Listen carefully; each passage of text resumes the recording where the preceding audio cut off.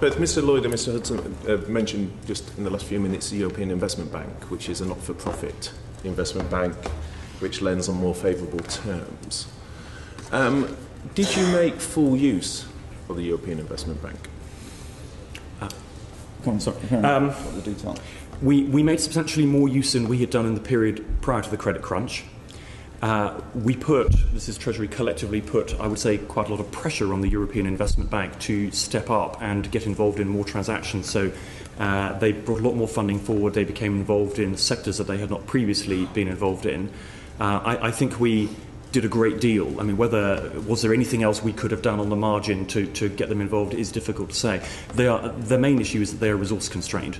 They have a certain number of transactors. Those transactors were in demand all around Europe, as you can imagine, to be involved in deals of this sort. We were trying to get at least our fair share of that resource. Sure, but more is better, but is not best, isn't it? So if we look at, say, Italy and Spain, which have a similar share of ownership of the European Investment Bank as the UK, would we have had a comparable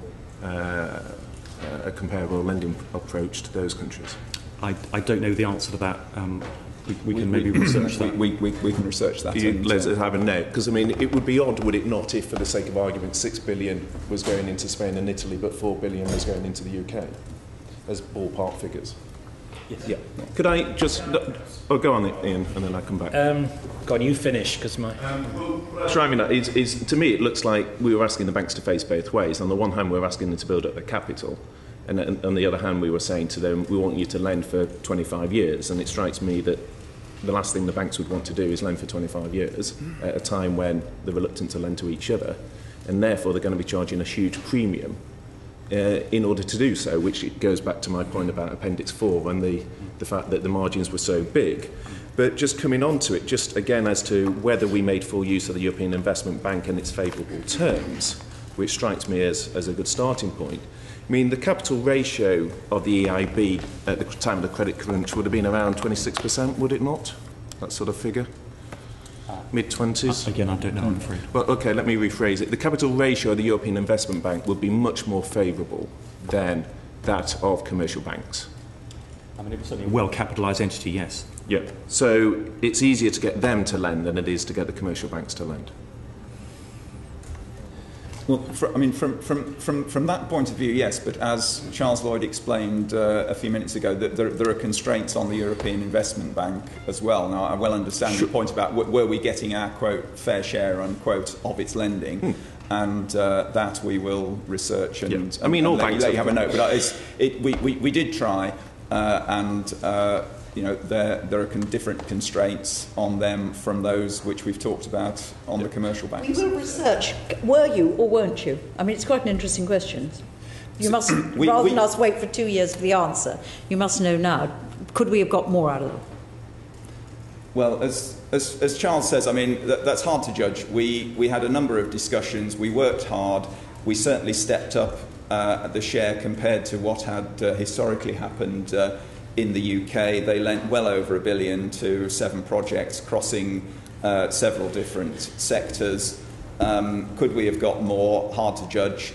Did we get our fair share? But we tried hard. Yeah. Did we get our, in terms of sort of our share in inverted commas compared to our contribution or size of the economy or whatever? That's what we will let you have a note on. Yeah, well, I was asking about in terms of share ownership, but I mean 7 out of 35, and how we benchmark. But my final question in terms of the EIB is just around what happened to their pricing compared to what happened to the commercial banks' pricing. And is it the case? I mean, my perception would be that the increase in EIB pricing was modest compared to that of the commercial banks. Is that a fair? Yeah, absolutely. The way the capital markets were working at the time, AAA entities such as the EIB were able to access. There was a real flight to quality in EIB because of its ownership. Is viewed as a very strong quasi-sovereign AAA, and in the flight to quality in the capital markets, there is no question that the EIB's access to finance and its ability to pass on was beneficial. So given that the first one of these, the first TIFU one, which was the Manchester Waste one, had the EIB involved, just strikes me as odd if we were getting value for money that we didn't maximise that in the subsequent deals. Well, again, I think the comment being made is that the conversations I was involved in Treasury was pushing very hard on EIB to step up its lending. The feedback, as Charles indicated, was actually around the resources they were able to apply. The deals they tended to do were the larger, more complex deals, such as Greater Manchester. They did do some schools deals as well, but they tended to focus their resources on the larger, more complex deals. Can I just return to this question of